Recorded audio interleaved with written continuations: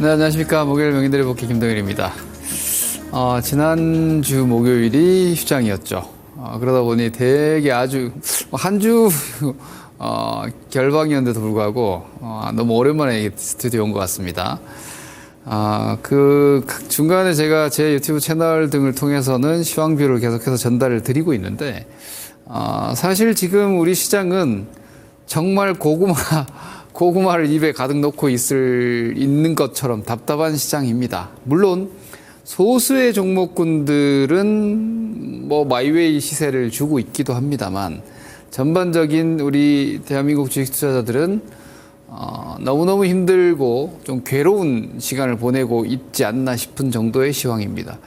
2023년도 하반기부터 2차 전지에 다들 거의 밈 현상이었죠. 그러니까 주식은 사실 밈을 쫓아야 돼요. 밈을 쫓아야 된다는 게 이상하게 들릴지 모르겠지만 주식을 미인대회라고 하잖아요. 주식을 미인대회라고 하는데 우리가 요즘 뭐 트로트 프로그램이라든지 이런 인기 투표를 하지 않습니까?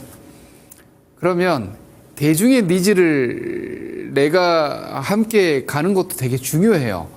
물론 기호라는 게 있을 수 있지만 1등주를 찾고 가장 수익을 극대화하는 데 있어서는 대중이 가는 길을 함께 가는 게 필요해요.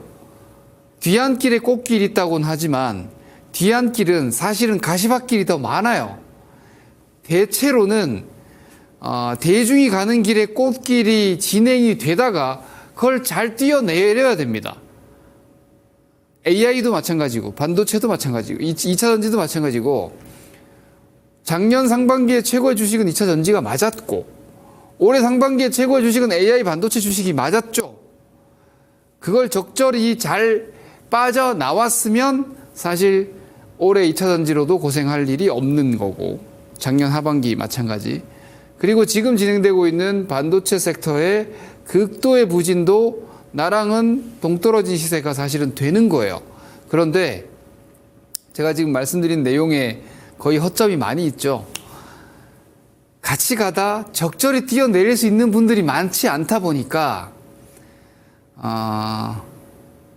대부분의 사람, 인간 사회적 동물이다 보니 군중에 속해 있을 때 편안함을 느껴요.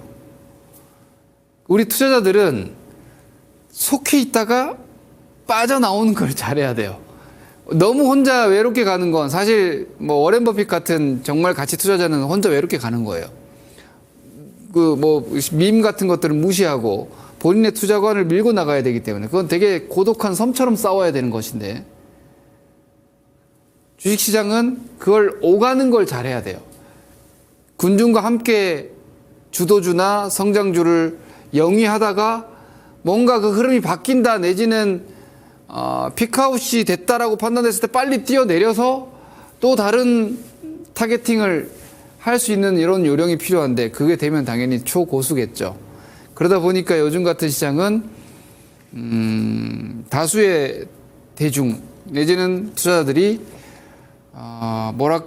계속해서 뒷공무니만 쫓아다니는 듯한 느낌을 피할 수가 없는 시장입니다.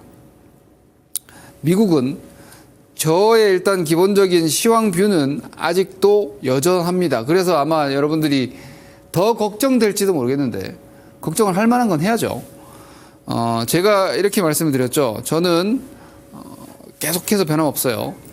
지금 미국의 고용이 양호하게 나오고 있어요. 그죠? 양호하게 나오고 있습니다. 미국의 고용이 곧 경기거든요. 고용이 경기예요. 자, 물가는 이것도 경기예요. 물가는 내려왔어요. 고용은 아직 안 내려가고 있어요. 그럼 어때요? 이게 소프트 랜딩. 소프트 랜딩이 부드러운 경기 쿨다운이 진행되고 있다라는 거 아니에요? 이게 이제 고용이 떨어지면서 물가 같이 떨어지면은 이게 하드 랜딩이에요. 뚝 떨어지는 거니까. 경기가 뚝 떨어지는 거니까. 근데 경기가 천천히 떨어진다. 아주 부드럽게 비행기가 착륙하듯이 이게 소프트 랜딩을 기대를 하는 양상이죠. 근데 지금은 이러한 상황들을 정확하게 판단하면 안 되는 이유가 미국의 대선이 지금 진행되고 있고 이 대선을 앞두고 막대한 재정적인 지출이 이어졌기 때문에 이 대선이 끝나고 나서 이 재정적인 지출의 감소 내지는 축소가 고용을 어떻게 변화시키는지도 확인해야지 이게 소프트 랜딩인지 어쩐지를 확인할 수가 있게 돼요. 그래서 현재로서는 모두가 또 단기적으로 좋은 상황들만 바라보고 있는데 현재로서는 아직 상황이 달라진 게 없다. 그렇게 이해를 하시면 됩니다. 그래서 현재 미국 시장은 말씀드리고 있는 제가 보고 있는 한시적인 11월 대선 5일이 대선이니까 그리고 7일이 FOMC죠. 요 전후까지는 평화로울 것이다라고 일단 예상을 했죠. 그렇게 가고 있는 것 같아요.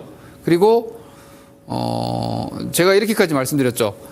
S&P 500 지수가 고점이 넘어갈 것 같고 후행적으로 나스닥도 한번 넘어갈 수 있을 것 같다. 제가 좀 대차게 나스닥을 2만 포인트, 그죠? 그리고 S&P 500 지수를 6천 포인트 많이 가면은 미국 대선 전에 한 이 정도까지도 단기적으로 미국은 좀 랠리성 움직임도 한번 기대해 볼 정도의 움직임인데 그렇게 되면은 지금 저처럼 얘기하는 경기가 둔화되고 금리 인하기에 빠르게 실질금리 즉 경기가 악화되는 양상이 발생이 돼서 이게 경기 조정으로 가는 양상을 조심하자고 했던 사람들이 아마 입을 싹 다물게 될 거다. 왜? 주식시장에서 전문가들은 시장에 따라서 위축이 되거든요. 나는 비관적인 내지는 보수적인 시황관을 가지고 피력을 했는데 시장이 올라가면은 그건 당연하게 이제 자기 보호 본능이죠. 그 상태에서 계속해서 나가서 돌 맞고 싶지는 않을 거 아니에요. 의견을 바꾸지 않더라도 사라지거든요.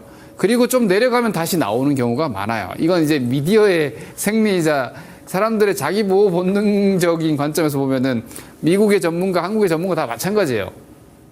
보수적 비관론자는 좋을 때는 목소리가 줄어듭니다. 그러면 많은 투자자들이 이제 경계심이 많이 해제되고 또 추가 랠리나 뭐 이렇게 약간 빠져들겠죠. 하지만 실질적인 상황은 지금 많은 부분들이 좀 달라진 거는 이제 유가가 올라가고 이거 저는 이란 이스라엘의 확전 기대 내지는 확전 우려에 배팅이 들어갔나 싶었는데 금리와 유가가 올라갔고 이게 지금 다시 인플레를 자극하면은 이거는 만약에 경기가 약간 악화되는 양상들이 나와주면은 이 스토리는 최악이 될 수도 있겠죠. 근데 지금은 아직까지 경기 악화 아니고 인플레를 강력하게 자극하는 것도 아직 확인된 게 아니니까 오늘 내일 나오는 이 CPI, PPI 같은 경우는 이번 달에 갑자기 튀어 올라갈 내용들은 없어요. 유가 올라왔다고 단기적으로 급격하게 올라가진 않으니까. 그러니까 지금 유가가 올라가고 금리가 올라가는 걸로는 아직은 경기가 괜찮고 거기다 중국도 강력한 부양을 미국보다 더 세게 쳐줬기 때문에 아직은 뭔가 경기가 당장 무너지진 않는다. 그러면 일단 11월까지는 가볼만 한 거예요. 그러니 남은 지금 10월 구간은 일단 우상향으로 보는 게 맞아요. 당장 막 밑으로 바라보는 건 좀 이를 수 있어요. 그러나 올라가는 걸 무작정 그냥 원사이드하게 상방으로만 바라보기에는 그 11월 미국 대선 전후의 어떤 상황 변화와 뭐 제일 확실한 거는 경제 데이터가 좀 더 악화되는 걸 확인하고 뭔가 미국의 금융주들이 떨어지기 시작하고 그때 같이 매도하는 게 사실 제일 좋긴 해요. 어떤 타이밍도 주식시장에서는 너무 일찍 움직이는 건 별로 좋지 않거든요. 너무 일찍 움직이면 지쳐요. 오히려 지쳐서 제때 적절한 시점에 움직이는 것보다 더 나쁜 경우들이 생기기 때문에 그래서 그런 타이밍을 잘 봐야 될 것 같은데 저는 아직은 막 당장 주식 팔아야 된다 현금화까지는 아닌데 10월에 더 올라가고 11월에 더 올라가면 거기서는 욕심을 더 수익을 더 내기보다는 슬그머니 이제 분할 매도 이익 실현을 조금씩 해 나가고 지금 이익인 분들은 많지 않을 거예요.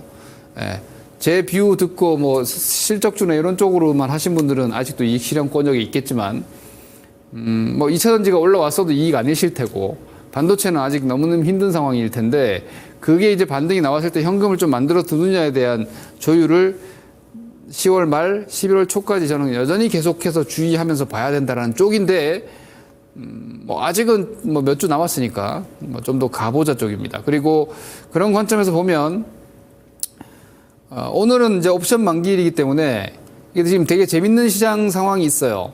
금투세는 야당 지도부에 위임됐죠. 근데 야당의 지금 당 대표이자 대선 지지율 1위인 이재명 대표는 금투세에 대한 유예에 대한 의견을 계속 개인적으로 피력을 해왔죠.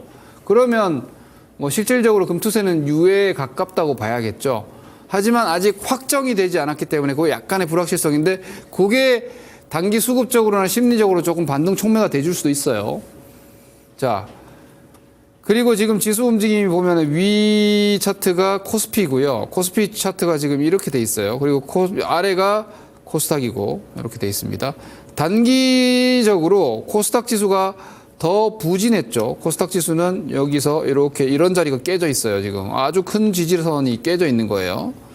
예, 코스피 같은 경우에도 뭐 이렇게 잡으면은 코스피는 이 자리가 안 무너졌지만, 코스닥은 지금 보시다시피 저 밑에서 올라오는 팬데믹 저점에서 올라오는 이런 라인이 깨졌기 때문에 대단히 중기적으로는 오히려 코스닥이 안 좋은 그림인데, 코스피는 잡혀 있고, 근데 이 자리를 단기 시세는 역으로 코스피가 약하고 코스닥이 좀 호전이에요.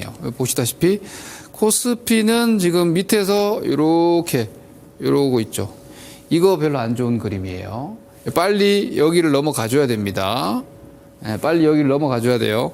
코스닥 같은 경우는 여기 추세를 깨놓고 이렇게 지금 시도하고 있죠. 이것도 여기 한번 넘어가줘야 되는데 이 정도까지 나와줄지 모르겠네요. 지금으로서는 코스피가 삼성전자 한번 보시겠습니다. 삼성전자가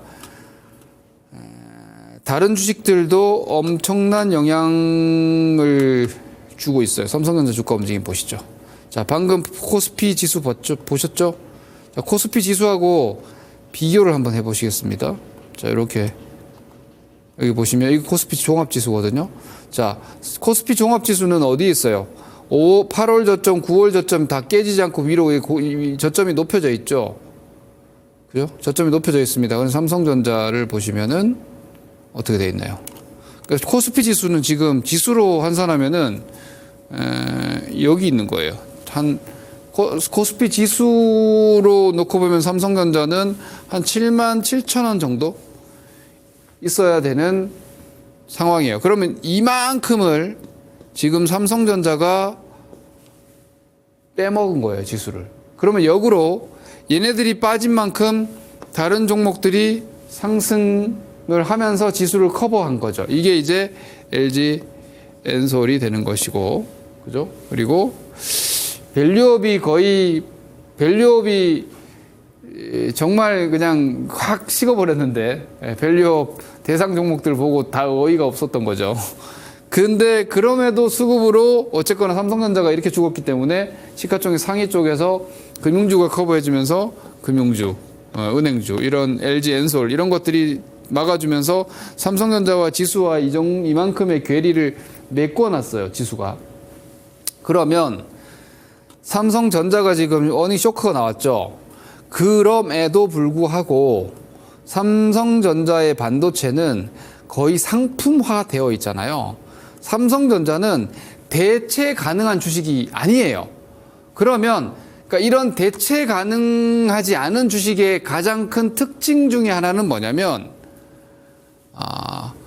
과매도를 따라가면 안 돼요. 과매도를 추종하면 안 돼요.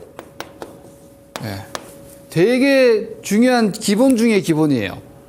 그러니까 대체가 되면은 계속 떨어질 수도 있어요.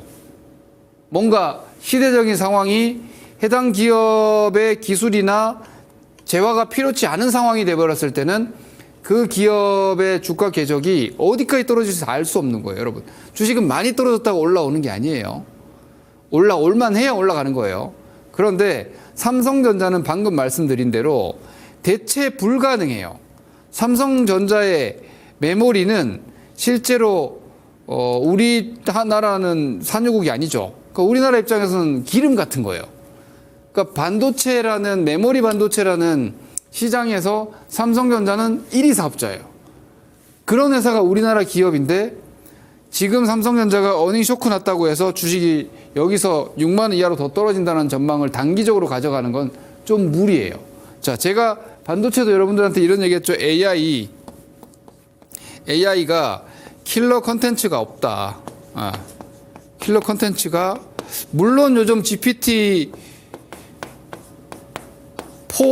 정말 대단하더라고요. 놀라운 실제로 제 주변에서도 IT 관련한 업계에서는 GPT-4O를 통해서 여러 가지 서비스 제품들을 개발하고 만들어내고 있던데 근데 이게 일부 비즈니스의 어떤 필요한 뭐 사업자들의 영역이지 혹은 전문직들의 영역이지 일반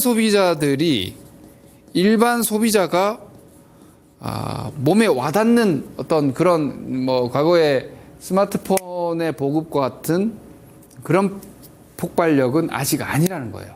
그래서 대중들이 AI를 돈을 주고 사서 쓰게끔 하는 킬러 컨텐츠가 아직 부재함으로 인해서 빅테크 기업들의 투자 속도가 조절되면서 메모리의 수요 둔화 우려 그리고 HBM의 공급 과잉 시점에서 HBM3E를 아직도 제대로 퀄 테스트를 통과해서 공급하지 못하고 있는 삼성전자의 이런 메모리의 어떤 그 불황 우려 그리고 반도체는 공급 과잉이 진짜 심각한 거거든요.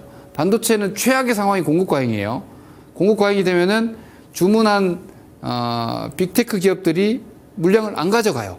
우리도 지금 재고가 많아서 좀 나중에 가져갈게. 이게 오더컷이거든요. 반도체는 오더컷이 나면 실적이 박살나요.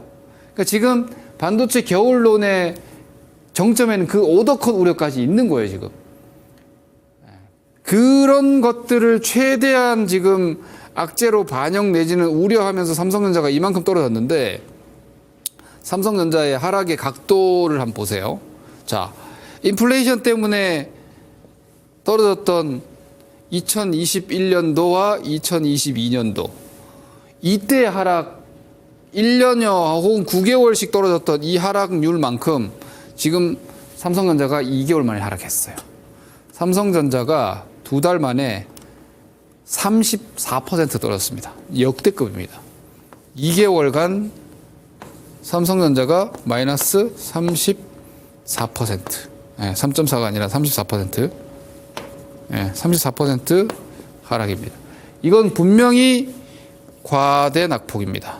과대 낙폭 그리고 단기 과열처럼 과매도권에 분명히 들어와 있어요. 저는 뭐 거기에 대해서는 자신 있게 말씀드릴 수 있습니다. 삼성전자 과매도권이다. 그런데 지금 삼성전자를 사면은 대박 난다라는 논리는 아니에요. 좀 위태로운 그림입니다. 왜냐하면 삼성전자의 큰 추세가 지금 이런 라인들이 지금 깨졌습니다. 그리고 쌍봉을 걱정하는 큰 장기 쌍봉을 걱정하는 그림을 만들어 놓고 이런 추세 라인들이 깨졌기 때문에 삼성전자가 본격적으로 재상승하기는 시간이 걸려요.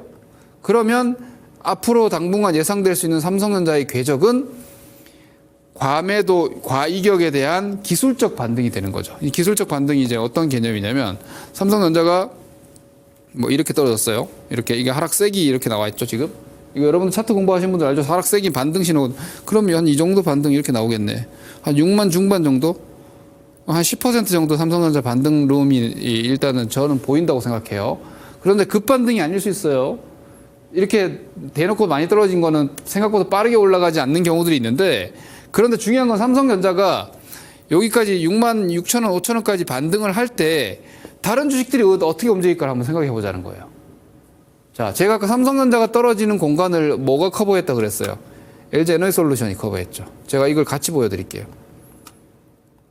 자, 위가 LG 에너지솔루션, 아래가 삼성전자. 맞죠?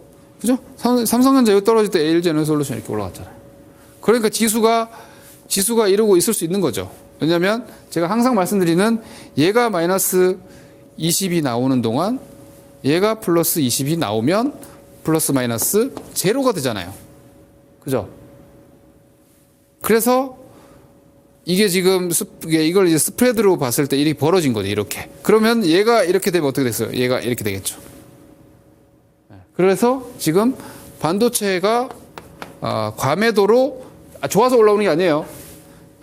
반등을 하면 반도체가 반등하면 제가 볼 때는 2차 전지가 조금 눌림이 나올 가능성이 높아요. 2차 전지가 재하락은 뭐 아직까지는 아닌 것 같아요. 왜냐면 2차 전지에 대한 제 중장기 뷰는 9월에 저점은 나온 것 같은데? 약간 싶어요. 왜냐면 두 가지 이유 정도라고 볼 수 있는데 일단은 뭐 어쨌거나 금리가 내리기 시작했고 그리고 유럽에 특히 독일의 보조금 부활 얘기가 계속 나오고 있거든요. 뭐 이런 것들은 이제 금리는 이제 자동차 수요의 자극 요인이고 보조금 부활도 수요의 자극 요인이니까 뭐 중국에서 2차전지 뭐 양극재부터 해서 배터리 공급을 계속 쏟아내고 있긴 하나 이렇게 수요가 좀 살아날 수 있다면 2차 전지가 뭐 지난번에 찍은 9월 정도가 바닥일 수 있겠네요. 나중에 시장이 흔들리더라도 중기 쌍바닥 나오려나? 뭐 여태 기다리신 분들은 한 1년, 2년 이상 가진다면은 뭐 이제 막 더 심각한 하락보다는 하방 경직일 수 있겠네라는 뷰이지만 지금 말씀드린 이런 삼성전자하고의 역학적인 구조로 보면 어쨌거나 2차 전지는 좀 반등했죠. 이게 막 떨어지다가 이 반등 한번 했잖아요. 삼성전자 이만큼 떨어져서 반등 한번 하면 얘가 이렇게 좀 실 가능성이 있다는 거죠. 이건 오히려 이격 축소. 얘도 이격 축소. 이거는 이제 뭐냐면 기술 반등이죠. 기술 반등. 이거는 뭐 상승 추세는 아니지만 단기 기술 반락이 되는 거죠. 반락. 뭐 재하락은 아니에요. 재하락은 아니야. 왜냐면 60, 120까지 정배열 들어왔으니까. 지금 LG 엔솔이 42만 원까지 올라왔는데 얘가 35만 원까지 설령 떨어지더라도 다시 추세가 하락 추세로 전환되는 건 아니에요. 그냥 박스가 돼요. 좀 쉬고 삼성전자도 설령 7만 5천 원까지 올라간다고 해도 삼성전자가 추세 복원이 안 돼요. 그러니까 이거는 그냥 진동 흔들리는 위로 가고 아래로 가는 게 아니라 그냥 흔들리는 요즘 시장 계속 흔들리고 있잖아요. 뭔가 주식들이 위로 쫙 가고 아래로 쫙 가는 게 없어요. 그냥 이러고 있어. 그런 진동이 역으로 나올 가능성이 있다는 점. 자, 그러면 방금 말씀드렸죠. 반도체가 반등하면 2차 전지랑 제가 볼 때는 삼성전자가 박살나는 동안 2차 전지랑 바이오가 올라왔잖아요. 오늘도 바이오 몇몇이 올라갔어요. 바이오. 저는 바이오를 지금 어떻게 보냐면 바이오 올라갈 정도 유동성 장세는 아니지 않나? 그래서 저는 바이오 개별주로 보고 있어요. 개별 섹터. 개별 섹터 중에서 몇몇 개 그냥 드라이브 걸고 있다. 이게 뭐 실적이 대단해서 올라가는 것도 아니고 그냥 내러티브밖에 없어요. 근데 이런 내러티브형 주식이 본격적으로 올라갈 정도의 지금 시중 유동성 강화 이런 게 없잖아요. 그러면 개별주. 하지만 시가총액 상위 쪽에 바이오 많아요. 시가총액 상위 쪽에 코스닥.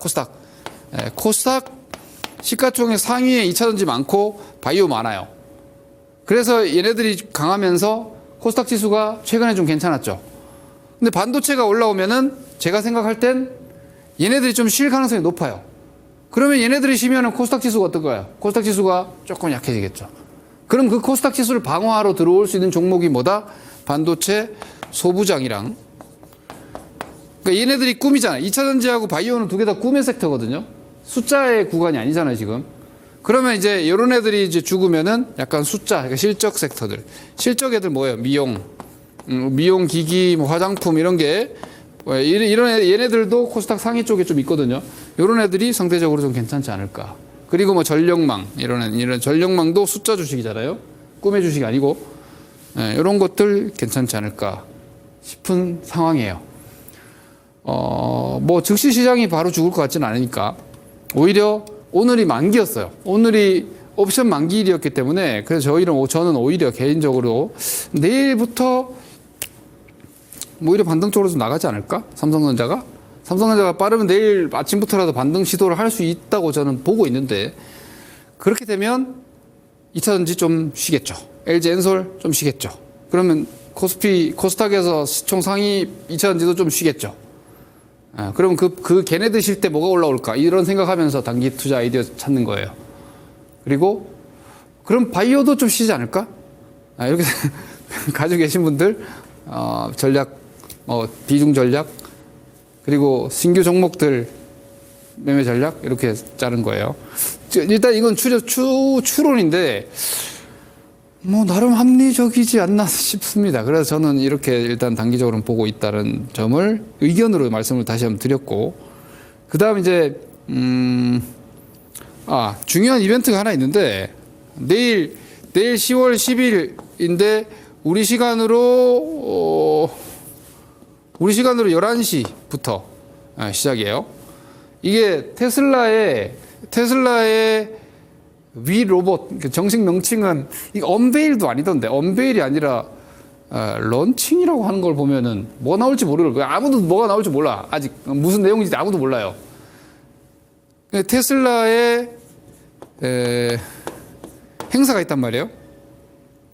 여기서 무슨 내용이 나오냐에 따라서 사실 이 내용이 전기차의 2차전지에 영향을 얼마나 줄까 싶어요, 저는. 그러니까 상징적으로 테슬라가 이 전기차 1위 업체이기 때문에 2차전지도 영향을 받을 수는 있지만 내용이 어쨌건 로봇 쪽일 것 같은데?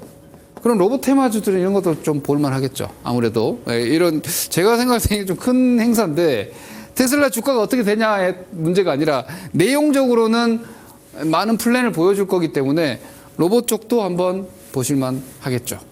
그런 정도의 개별적인 각계 전략으로 지금은 가시는 게 맞는 것 같고 시황은 계속 말씀드린 대로 11월 이후를 봤을 때는 막 꿈과 희망보다는 한번 매듭을 좀 정리했다가 상황을 지켜보자라는 쪽이에요. 저는 아직도. 그럼 먹은 것도 없는데 어떻게 하냐? 뭐 먹은 거 없는 분들은 한 30% 정도의 현금만 가지고 있어도 예를 들어서 내가 100 중에서 100을 다 가지고 아무것도 못하는 거와 그 중에 3분의 1 정도는 뭐 떨어지면 현금 있으니까 이거는 좀 많이 다르거든요. 그래서 향후의 불확실성에 대한 30% 기본 현금화. 저 현금화 얘기를 잘 안 하는 사람이에요. 아시다시피. 좋은 주식 천지인데 뭐 현금 굳이 왜 만들어? 이런 쪽인데. 근데 올 11월 이후는 현금을 한 3분의 1 정도는 만들자는 생각을 여전히 갖고 있으니까 그때까지는 이런 양상으로 플레이 하시다가 뭐 10월 말 11월 가면서 잘 한번 다시 한번 봅시다. 이렇게 참고하시면서 주간 전략 수립하시고 업종 섹터 대응하시기 바랍니다. 다음 주 뵙겠습니다. 감사합니다. 김도현입니다.